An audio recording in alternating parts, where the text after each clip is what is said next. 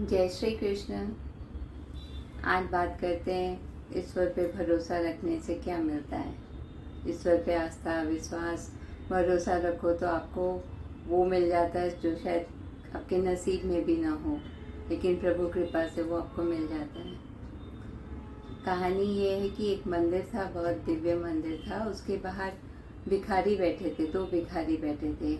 एक ईश्वर पे भरोसा रखता था, एक वहाँ पे जो लोग आते थे उन पे भरोसा रखता था, उनसे मांगता था। एक ईश्वर से मांगता था और एक दूसरा जो लोग आते जाते थे उनसे मांगता था।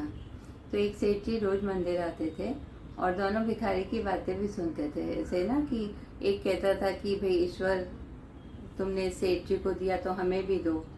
दूसरा कहता था सेठ जी से कि सेठ जी आपको ईश्वर ने बहुत कुछ दिया, आप हमें भी कुछ दीजिए ना।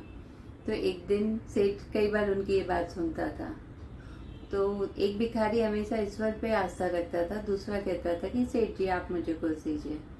तो एक दिन सेठ जी ने अपने सेवक के साथ खीर का कटोरा भर के खीर भेजी और उसके अंदर स्वर्ण सरफी रखी और कहा उस भिखारी को देना जो मुझसे मांगता है।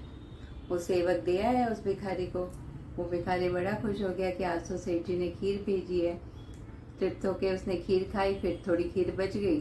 तो जो दूसरा भिखारी था जो ईश्वर पे भरोसा रखता था उसको कहा कि भाई अब मेरा तो पेट भर गया, अब तुम खा लो ये खीर, तुम भी क्या याद करोगे, देखो सेठ जी से मांगा तो सेठ जी ने मुझे खीर का कटोरा भेजा।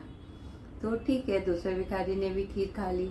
दूसरे दिन जब सेठ जी आए तो देखे कि जो भिखारी ईश्वर पे भरोसा रखता था आज वो वहाँ नहीं बैठा है। तो उसे पूछा दूसरे वाले से कि कल मैंने तुम्हें खीर का कटोरा भिजवाया था। बोला हाँ आपने भिजवाया, मैंने खूब जी भर के खाई, आपको धन्यवाद भी दिया और बाकी मेरा पेट भर गया था तो मैंने कटोरा उस भिखारी को दे दिया कि भाई तू भी खा, तू भी याद करेगा। सेठ जी समझ जाते कि ईश्वर को किसके पास पहुंचाना था।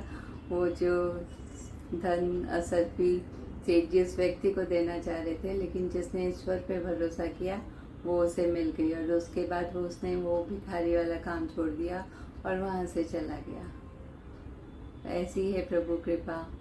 मांगना ही है तो ईश्वर से ही मांगे। और कहते हैं उनसे मांगने की भी ज़रूरत नहीं है क्योंकि उन्हें पता है कब किसको क्या देना है।